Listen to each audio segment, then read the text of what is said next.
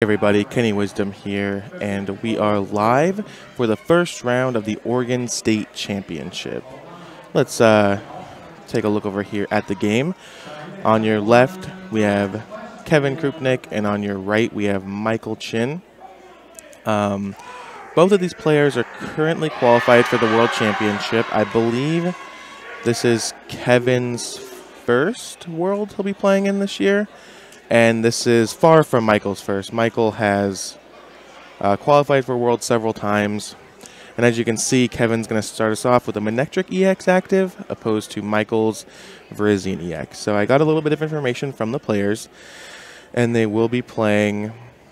Kevin is playing a Manectric with Seismitoad EX and Crobats. Whereas Michael, as far as I understand it, is just playing a standard Virizion Genesect list. For those of you who might not know what Kevin's deck looks like, the Manectric is a big attacker. It can power up energy. You have Seismitoad, which has the attack Quaking Punch, probably the best attacker in the game right now, or at least the most powerful effect in the game right now, which prevents your opponents from using items entirely. And lastly, he has Crobats, which the Zubat has Free Retreat. The Golbat, when it comes into play, when you evolve it, it does 2 damage counters anywhere on your opponent's board. And then the Crobat, when you evolve into it, does 3 damage counters anywhere. So a deck like Seismitoad traditionally has a low damage output, even with the Seismitoad, like Quaking Punch plus Muscle Band plus Laser plus Verbank, you're only doing 80. And so the bats just help to up that damage output and also spread it around a little bit. You get a little bit of... You can kind of determine and where it's going to go, and you can kind of play a little bit into it. And then Michael's deck is a deck that's been around for the past few seasons. Virizian's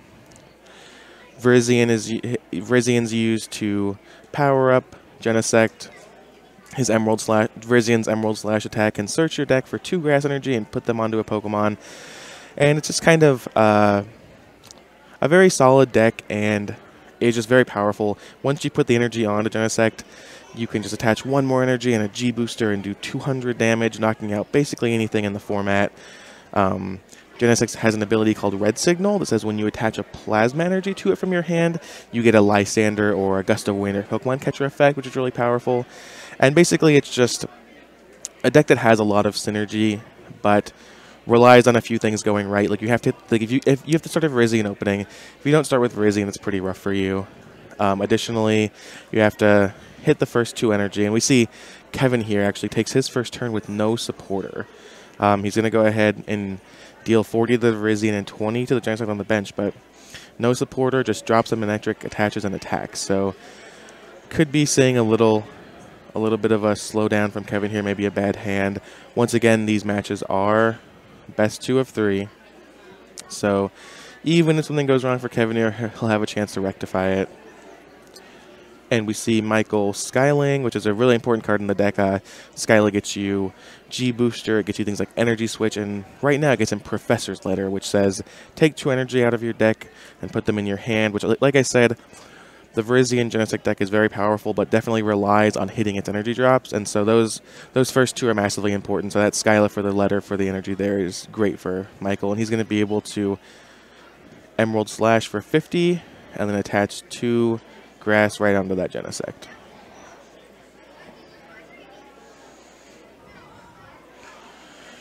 You can see he's searching his deck, just getting some counts, making sure everything's where it's supposed to be.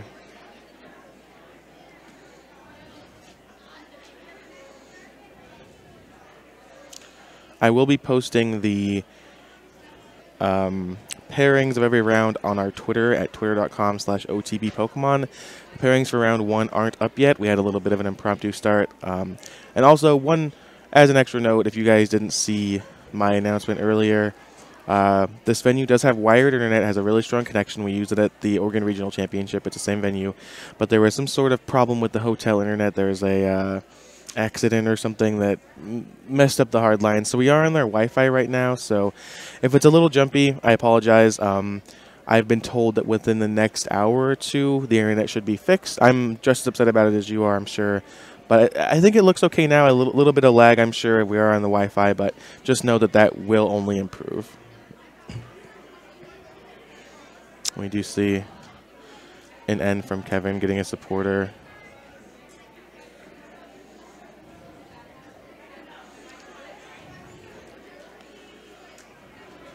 And there's a Zubat, Rough Seas.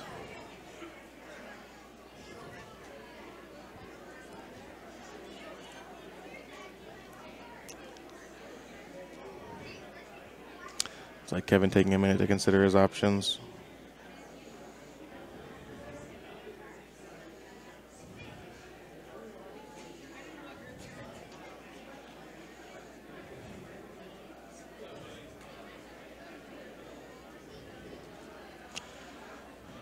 And there's the attack. Michael's going to start his turn. Looks like. So we see Kevin playing that N. He gets the Zubat off of it. Not much else. Does have the Muscle Band and the DCE to put a strong attack off. And now Michael's in a spot where the thing that can happen with the Genesect deck is that obviously the turn 2 Emerald Slash onto the Genesect is very powerful. But what's even more powerful is that if you have that set up and your opponent stumbles at all, you can easily afford to Emerald Slash for a few more turns, which just builds up your board even more. Unfortunately, Michael is not in that position because Kevin did draw out of his spot, and now he's put Michael under some pressure. But it's definitely something to consider with the Virizion deck, is that you don't necessarily need to start Megalo canning or G-boostering immediately. You can sit back on a Virizion, even if it, a couple prizes are taken from it. If you've Emerald Slash 2 or 3 times, you're probably still ahead in that race.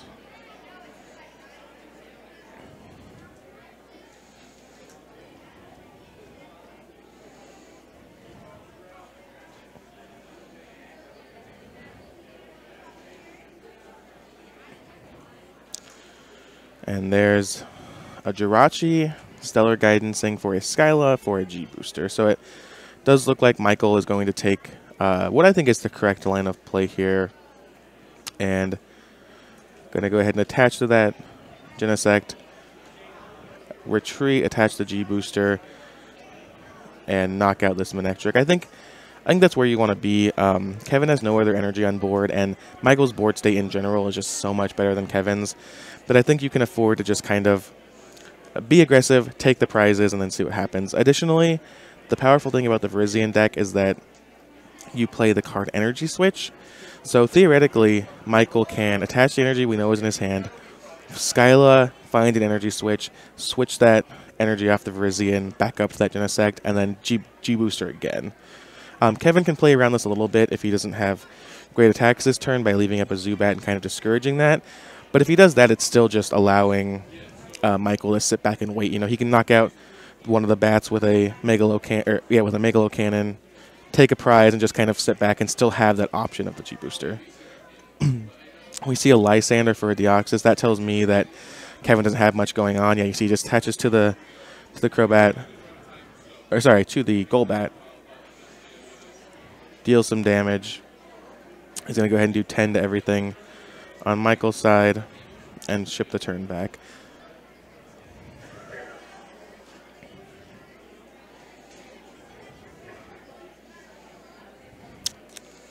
Michael's going to go ahead and attach. And there's the energy switch we talked about. So he did have that play this turn. It remains to be seen if he has a switch or any way to get the Deoxys out of the active. There's a Juniper. And 7 cards. Doesn't look like it.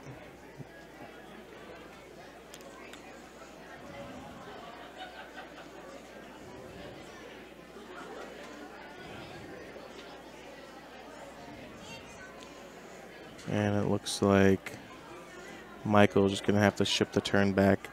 Taking a look at his hand, considering his options, but it doesn't look like he has a way to switch out of the active spot.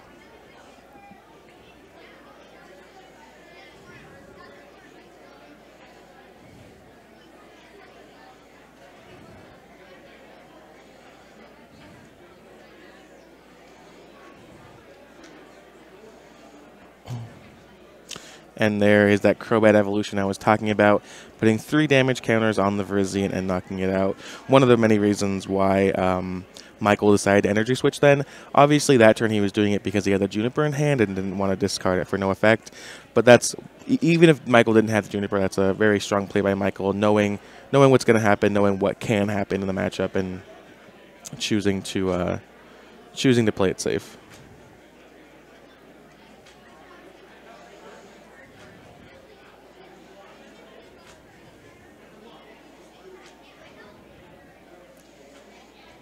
One important piece of information that I've been trying to spread out a little bit is that I definitely want to be doing more coverage. I definitely want to be doing more in-between rounds type things. So traditionally what we do, if you've never watched a stream before, is we stream the matches and then we have a quick interview with the winner, just talking about kind of, certain plays in the game or why they played their deck or whatever it is. But there can be a lot of downtime at these tournaments. So if you guys want to see anything else, we don't really have all the capabilities in the world. We are limited by the fact that I'm only one person and we only have so much equipment. But if you guys want to see more interviews, just anything like that, you want to see deck lists or deck profiles, we can try and fit a lot of stuff in. Just let me know what it is. Like I said, not everything is possible, but I would like to eventually get the product to a point where there is almost no dead time. Whether we're playing PTGO videos or playing old matches recorded, whatever it is, I'd really like to kind of fill the dead air as much as possible.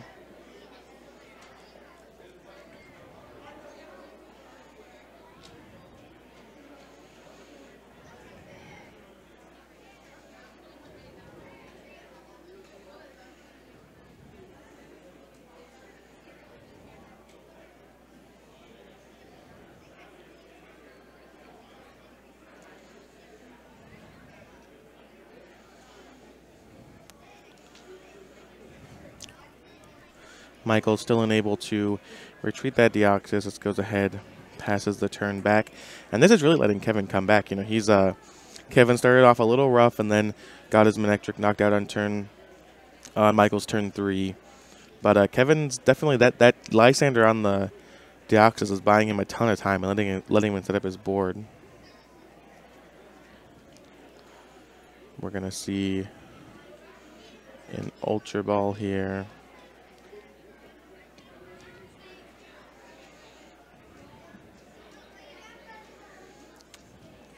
Kevin looking through his deck.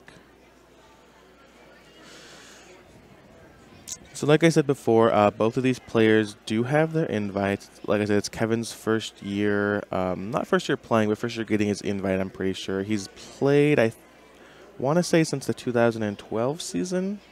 Always been, one of the top players in Oregon, but hasn't really broken through yet. I know he's top 8 and top 4 at some regionals and states and such.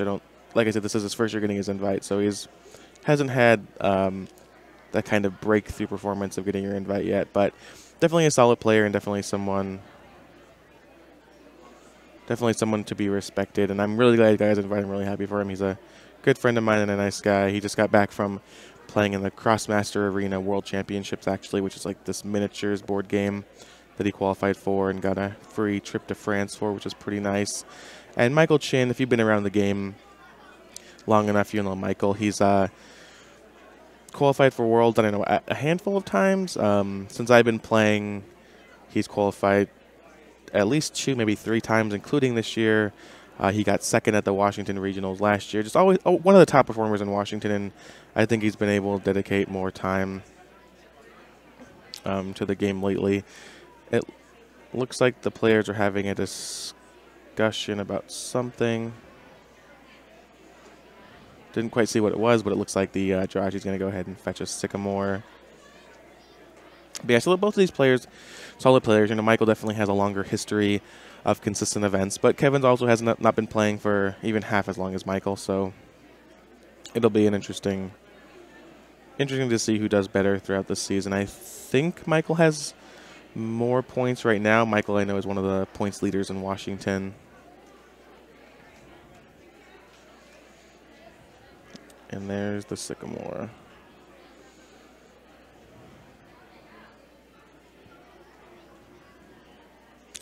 We will be having 7 rounds today.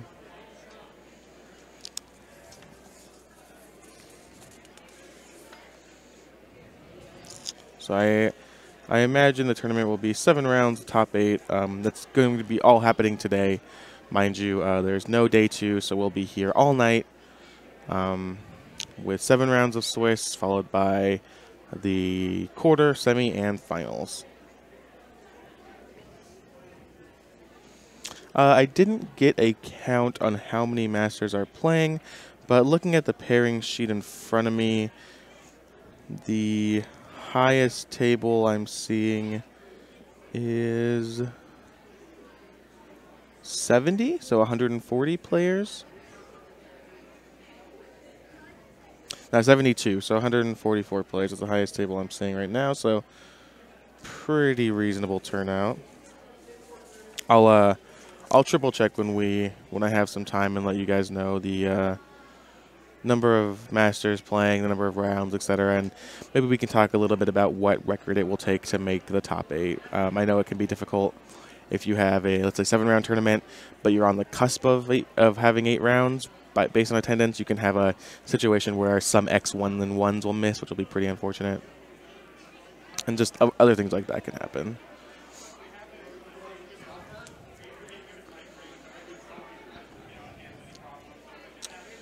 And moving in to Michael's turn. Michael just goes ahead and concedes. Wow, that Lysander on the Deoxys was huge. That Kevin was definitely on the back foot that entire game until that play. So very, very wise play by Kevin, and unfortunate that Michael just couldn't get out of that situation. But Kevin will take game 1. It's a good time to remind you that On the Bubble is brought to you by Top Cut Central. You can go ahead and go to topcutcentral.com for all of your needs. They've got singles, sealed product, accessories, sleeves, things like that. They do have Roaring Skies pre-orders up. I'm not sure what all that entails, but I know you can pre-order some items, including sealed product from them. And Top Cut Central really is the backbone of this entire operation. They're the reason that we're able to do it.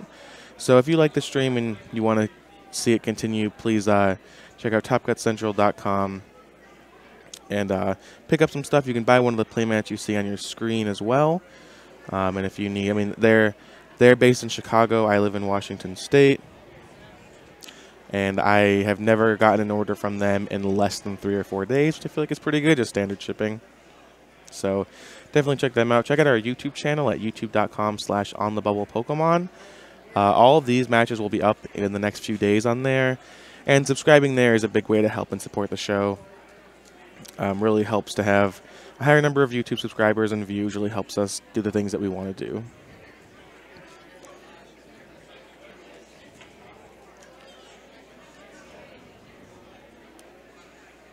And of course, thank you all for watching. I know there's some other states going on today. I know it's the weekend, so I appreciate your time and blocking out a bit of your time, blocking out a bit of your effort to watch the stream is always very appreciated. Fortunately, didn't have too much of a competitive game 1, so we'll see what happens in game 2. I saw Kevin, as they were shuffling, Kevin was playing Headringers, which I just love. Headringer is just one of the most powerful cards in the format, one of my favorite cards in the format. Obviously, loses a little bit of utility because of the presence of Seismitoad. No one would ever deny that. But the ability to just shut your opponent, like basically put your opponent's back an entire turn, is just so powerful. And against non-Toad decks, I feel like it's just so strong. We also saw Kevin plays a copy of Pokemon Center Lady, which I really love that card. I think being able to heal through Toad, we talked about how sometimes Seismitoad can be a little bit, the damage output isn't really there, right? The effect is very powerful, the deck is really powerful. It's very, it restrains your opponent from playing item cards, but the damage output can be pretty low. And I've personally witnessed in testing just a Seismitoad player, I'll attach a Muscle Band, Quaking Punch for 50, and let's say they're on the back foot or things are at parity, and then the opponent just Pokemon Center Ladies off all the damage and just really just resets the Seismitoad deck's turn, especially if it's a less aggressive Seismitoad deck, like if it's one playing Slurpuff. That card is just super powerful because it does just undo their entire turn. And we'll see if it gets either of those cards get any utility here. Like I said last game, we didn't really see much of a back and forth. Kevin just was able to keep that Deoxys active and sweep the game from there.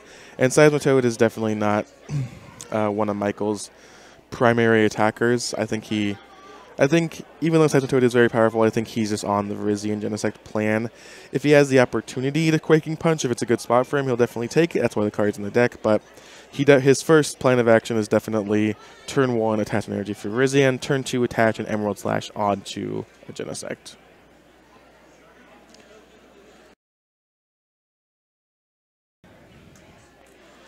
And we see an Ultra Ball getting rid of a Versus Seeker and a Plasma Energy. I gotta believe that's getting a Virizion EX. Like I said, the deck is just very reliant on opening with that Virizion. Ideally, you want it active, but if you have enough switch cards, you can fetch it out turn 1 and be happy enough.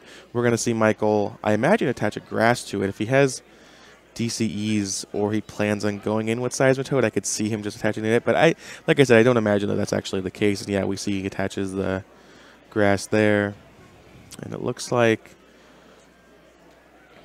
he has no other plays. He does have a switch in his hand. The risk of playing the switch here is basically that Kevin can then Lysander the Seismitoad or otherwise bring the Seismitoad up and can kind of reset that switch, kind of waste the switch, as it were. But the reason that Mike would want to do the switch now is because Kevin can have an N, and it's probably more likely that Kevin is holding and wants to fire off an N on turn 1. So I don't hate that play by Michael. It's definitely, you just kind of have to have the read and assume what your opponent's going to do. And we do see that Headringer come into play. So that's going to go ahead and reset that Virizion so that it's going to take a Grass and 2 colorless to attack with Emerald Slash. That's going to be huge. Like we said, we've just been talking about how important the Virizion energy drops are, and this just sets Michael back an entire turn. And it looks like an Ultra Ball is going to go ahead and get a Jirachi. I saw that Kevin discarded the Lysander, but like we said, the Lysandering on turn 1 and not gaining any card advantage is not exactly where you want to be. If you have the energy, let's say you have an energy and a muscle band or some combination of good cards and a support in your hand, you can Lysander in turn 1 just fine, but generally you're going to want to draw cards and kind of gain a board presence before you start firing off cards like Lysander. And there's the Sycamore discarding an N and a Golbat. Kevin choosing not to play the N because Michael has a 3-card hand. It does include a Versus Seeker and a Jirachi, but Kevin has no way of knowing that, of course. And there's the double colorless on the Manectric. 20 and 20. N was the top deck for Michael.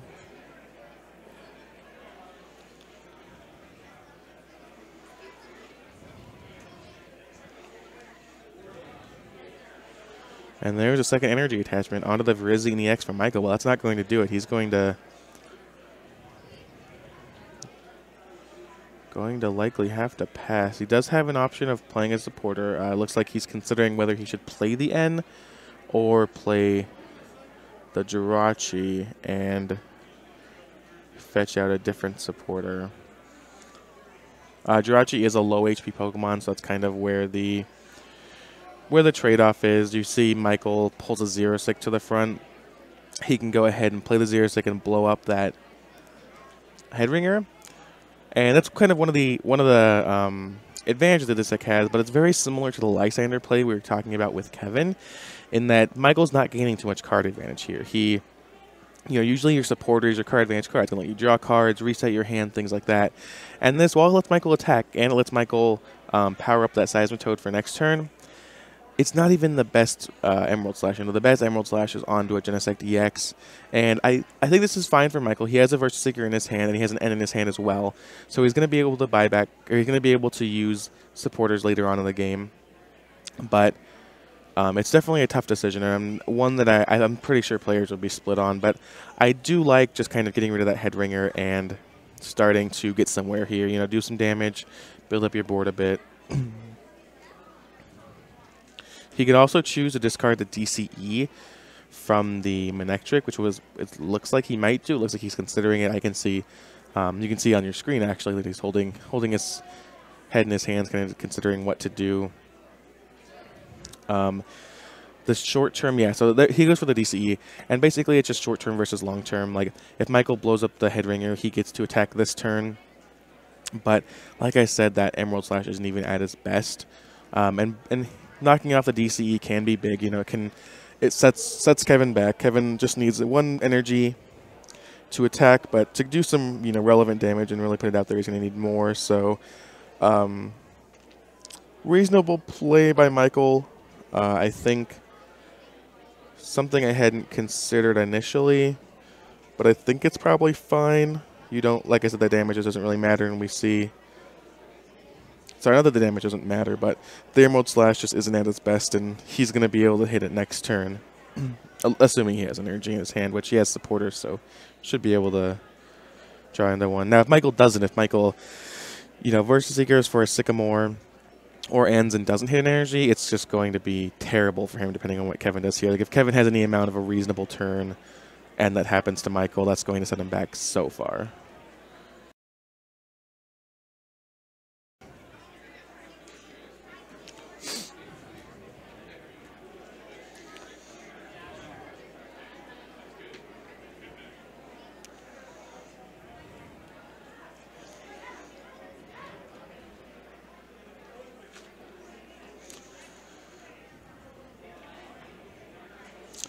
And there's a Colorist for 6 from Kevin.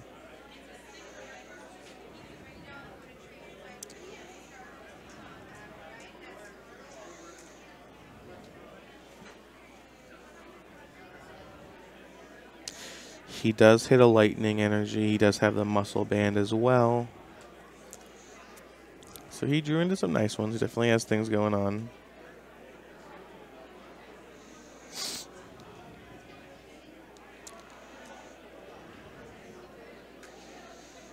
And there's the Rock Guard. So, Rock Guard is kind of an unconventional one. It's a spec, and it's a tool, and it says whenever your active Pokemon, or whenever the Pokemon that Rock Guard is attached to is dealt damage, Rock Guard deals 60 damage to that Pokemon that dealt damage to yours. So, interesting one. You know, you're foregoing playing something like Computer Search or even Dowsing Machine and things like that, but it is just kind of the most aggressive play. If, like, it puts Michael in a bad spot here. If Michael attacks, he's going to take 6 damage counters right back and kind of be put in a position where he could easily be knocked out next turn. I know that there's some players from the Oregon area who enjoy, who have been playing Rock Guard. I know Mia Violet, Worlds 2014 top 16 competitor, has been enjoying it in a few decks, and I know her and Kevin are pretty close, so I imagine that their kind of groupthink is where they got that idea.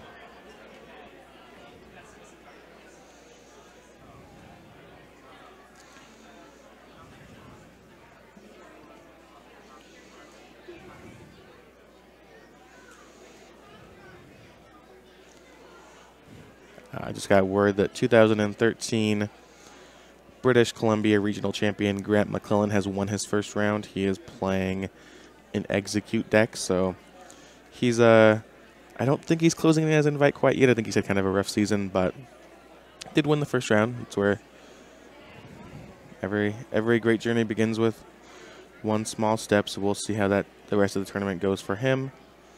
I'll definitely keep you guys updated on how everyone else is doing. And if you have a friend that's playing in the event or you want to check up on someone, just let me know. I can look. Like I said, all the pairings will be up at twitter.com/OTBPokemon. But if you're, just wanna ask me, let me know, and I can try and investigate as much as possible. And it looks like we're going to see a Quaking Punch this turn, so Kevin will not be able to play item cards.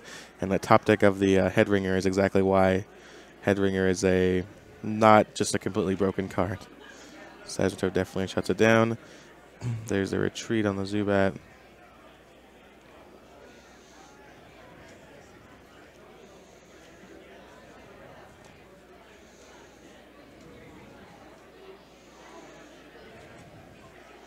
There's the lightning on the Manectric. 60 damage. Michael draws an Ultra Ball for the turn. And it's kind of unfortunate for Michael that Kevin was able to get that Rock Guard down before the item lock took place. Obviously, Michael's deck isn't focused on getting the item lock out, so he doesn't really plan for that sort of thing. But having the Rock Guard there kind of helps. The Rock Guard can basically trade favorably with the Seismitoad. You see that Seismitoad's going to deal, if it attacks, Quaking Punch, deal 30, put 6 damage counters, go up to 160, and then any attack from Kevin or even a Golbat activation will knock out the Seismitoad, which will be huge. If Kevin can, if Michael goes to that line of play and Kevin can orchestrate a situation where he goes Golbat, put 2 on your Seismitoad, knock it out, take 2 prizes, and then you promote whatever, I knock it out, or even if he just deals more damage, like that can just be huge.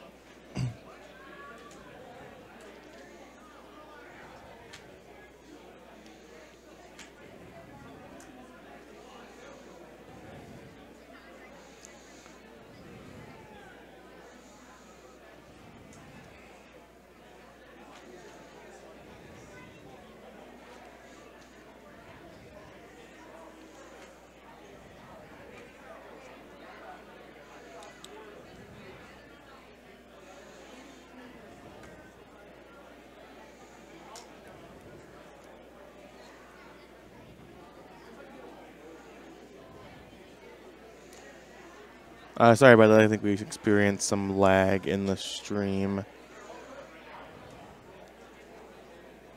I'll apologize about that. Again, we are dealing with a subpar situation that we couldn't really do anything about, but hopefully we don't drop too many more frames. Please let me know in the chat if anything is going wrong.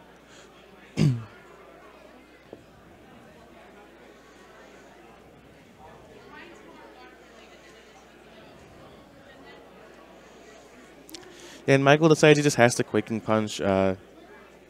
It's just worth it for him to keep Kevin under item lock, actually do something with his turn. He has no other options. He just has to accept his fate. He could easily be knocked out either way. And it looks like Kevin isn't going to be able to orchestrate any Golbat tricks or anything like that, so he's just going to attack, take the knockout, and now Michael is going to be able to promote this fresher Virizion. No, not as much damage and no Team Flare tools on him.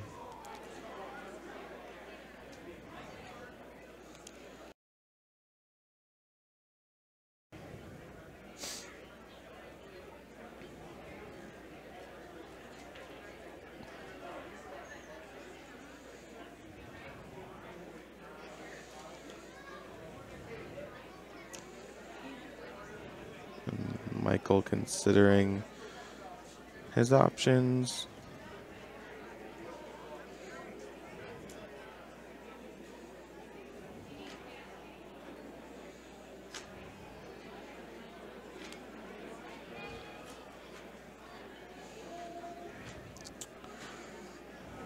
And there's an N from Michael.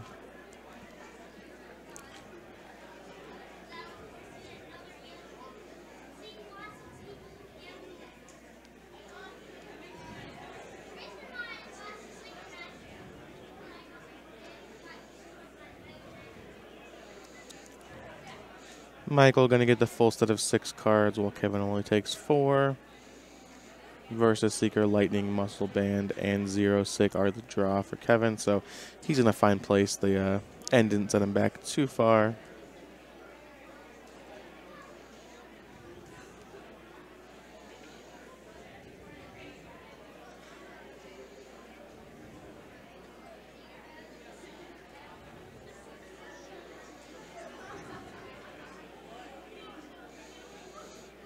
And there's an Emerald Slash attaching to the Genesect.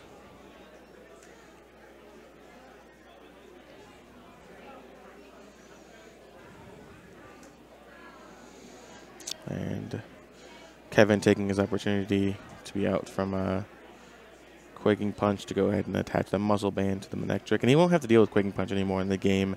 At least he shouldn't. I can't imagine Michael... I'm pretty sure Michael only plays 1 copy of Seismitoad. And at this point, I don't think Michael can afford to sit back on a controlling card league side, so I think he has to try and be aggressive and try and take control of this game.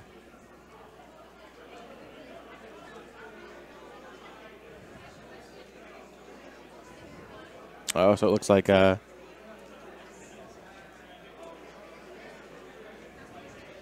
okay, so a little bit of a scary situation there, but it's Michael did not shuffle his hand in or anything. He just, Kevin instinctively went to shuffle Michael's deck off the call race as if it were an N, so no harm, no foul.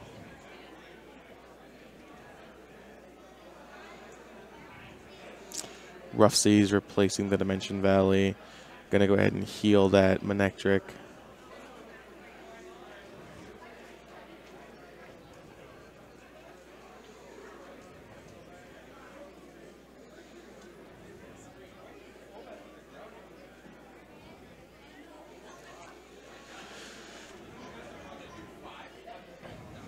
And there's the attack. Gonna go ahead and deal 60 in. Michael doesn't hate this because he doesn't really plan to attack with this Virizion into the Manectric anyway. But the unfortunate thing is that without, absent of any healing cards, it's just going to take a Golbat or a Crobat activation to knock out that Virizion, unless there's a Max Potion or some other kind of play going on. There's a right signal on the Golbat. I think Michael senses that, wants to take out the Golbat while he can. Here's a Juniper.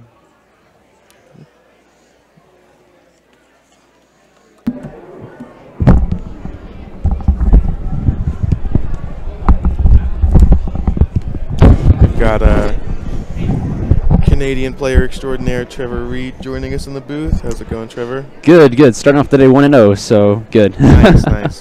What do you need to get your invite? 5 points. Oh, okay. So any finish. If I can get any finish at some point between now and Worlds, I'm good.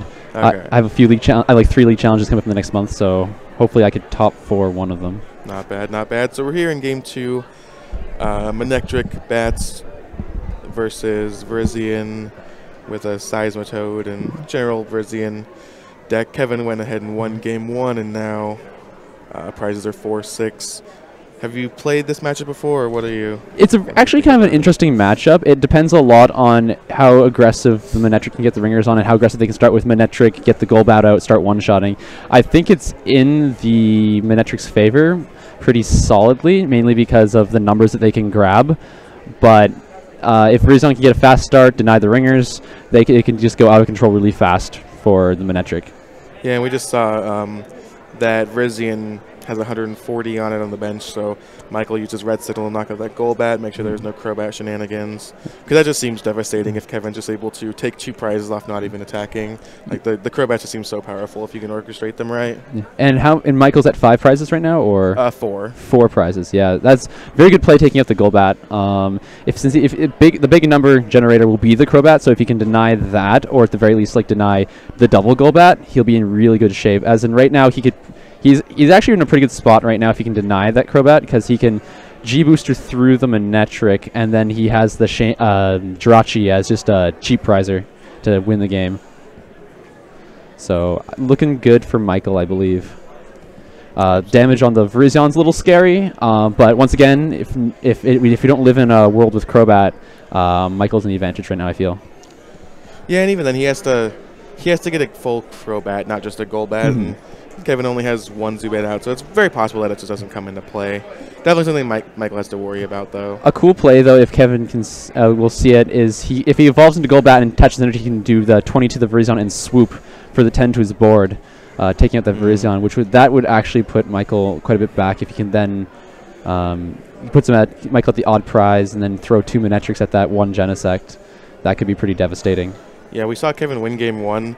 By turn 3, he Lysandered a Deoxys, and then just never got out of the active position, and he just swept from there. He was actually on the back foot too. Michael got the early G-Booster off and everything, but he just couldn't find a way to get the Deoxys out of the active. Oh, that sucks. Deoxys is so good in the deck, though. Although it's mainly biggest things I've found is Donphan, which there's not a lot in the field, but Mega Manectric. Been seeing a decent amount of that, so that Deoxys will probably put in work with him with the G-Booster, making it up to 210 perfect numbers. Absolutely. But yeah, so yeah, if Kevin can play a turn where he drops like 2 more Zubats down, that'll be rough for Michael. If he can also then get them into the bats. Yeah, I think he only has 1 left besides this one. We saw a Golbat and a Zubat get knocked out earlier, so... Oh, and did Kevin super scooped up that Jirachi? That's really big. Absolutely. Getting that off board is paramount. What do you think of the Rock Guard in this deck? I like it.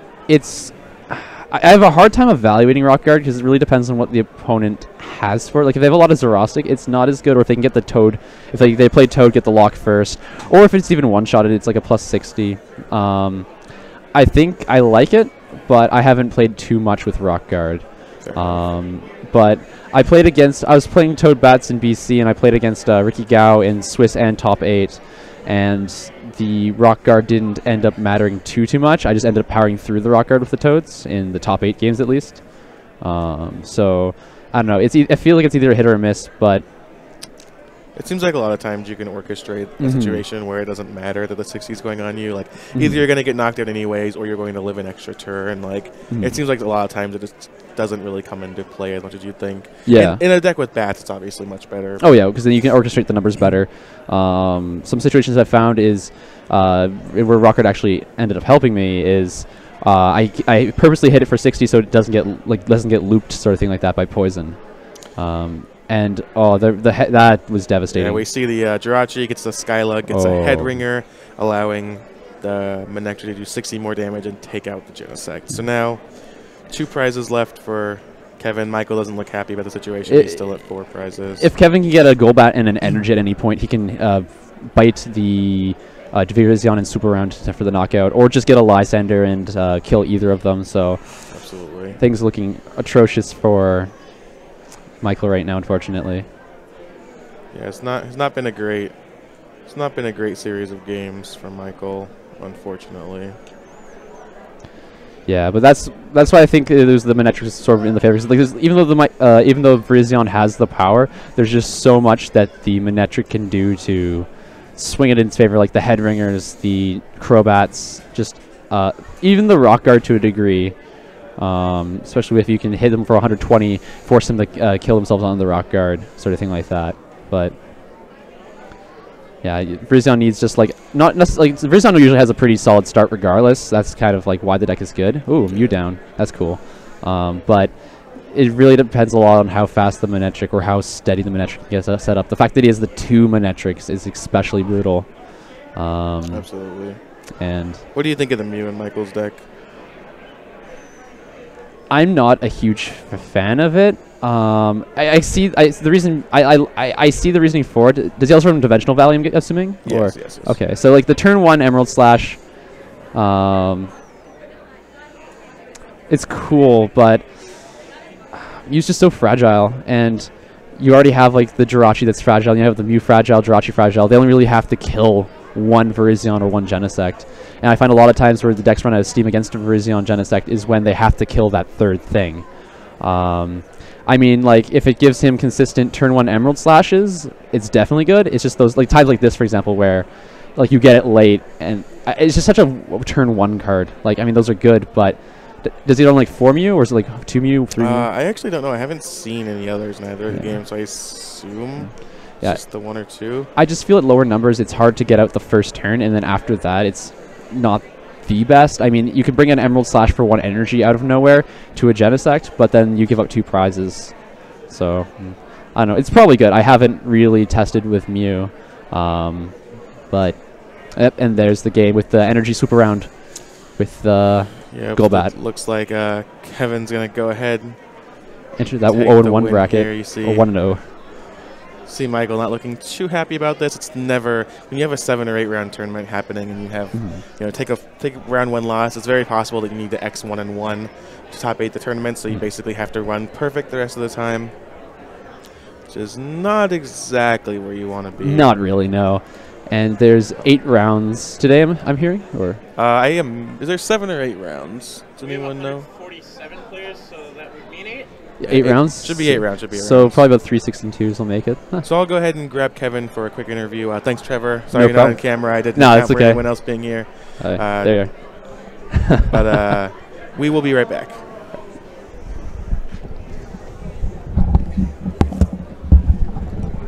Oh man, playing Cancer Toad.